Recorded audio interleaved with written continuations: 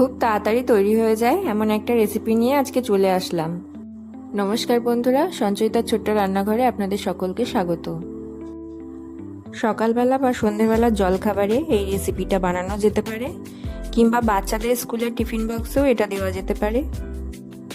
এই রেসিপিটা খুব তাড়াতাড়ি হয়ে যায় আর বানানো খুবই সহজ। তাহলে চলুন দেখে নেওয়া যাক কেমন করে বানাচ্ছি। প্রথমে সবজিগুলোকে কেটে নিয়েছি। একটা শসা, একটা গাজর, একটা টমেটো, দুটো মিডিয়াম সাইজের পেঁয়াজ একদম ছোট ছোট টুকরো করে কেটে নিয়েছি।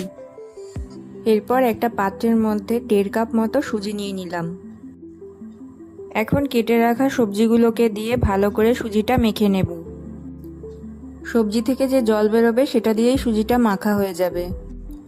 যদি আপনাদের হাতে সময় না থাকে তাহলে আমার এই পদ্ধতিটাই অ্যাপ্লাই করবেন, আর যদি হাতে সময় থাকে তাহলে এই রকম পর্যায়ে সুজিটাকে 10 মিনিটের জন্য ঢাকা দিয়ে রেখে দেবেন।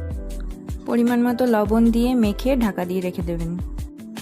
ব্যাটারটা ঠিক এরকম বানাতে হবে, তার জন্য আমি সামান্য একটু জল দিয়েছিলাম। আমি পরে 4টে কাঁচা লঙ্কা এখানে কুচিয়ে দিয়েছিলাম, আপনারা চাইলে নাও দিতে পারেন। এবারে ব্যাটারটাকে এরকম বড়ার আকারে শেপ দিয়ে নিয়েছি। এবারে কড়াইতে তেলটা খুব হালকা গরম করে নিতে হবে, তারপরে একটা একটা করে ভেজে তুলে নিতে হবে। যখন বড়াগুলোকে তেলের মধ্যে দেব তখন গ্যাসের ফ্লেমটা লো করে রাখতে হবে। বড়াগুলোকে তেলের মধ্যে দেওয়ার পরে হাত দিয়ে এরকম একটু চ্যাপটা করে দেব। মিডিয়াম টু লো হিটে বড়াগুলোকে ভেজে নিতে হবে। এই রেসিপিটা শুধু মুখেও খাওয়া যেতে পারে, আবার টমেটো সস বা মেয়োনিজের সাথেও পরিবেশন করা যেতে পারে।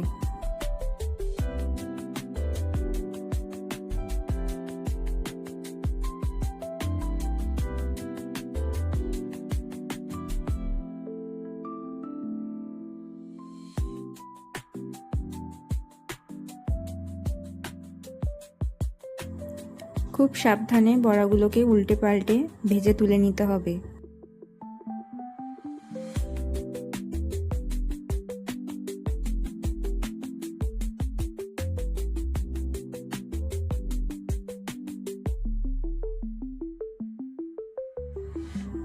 বড়াগুলোকে ঠিক এরকম করে ভেজে নিতে হবে। এরকম একই পদ্ধতিতে আমি সব বড়াগুলোকে ভেজে তুলে নেব। এরকম অনেক রেসিপি আছে, আমি বানিয়ে তো ফেলি কিন্তু তারপরে নাম কি দেবো আর বুঝে উঠতে পারি না।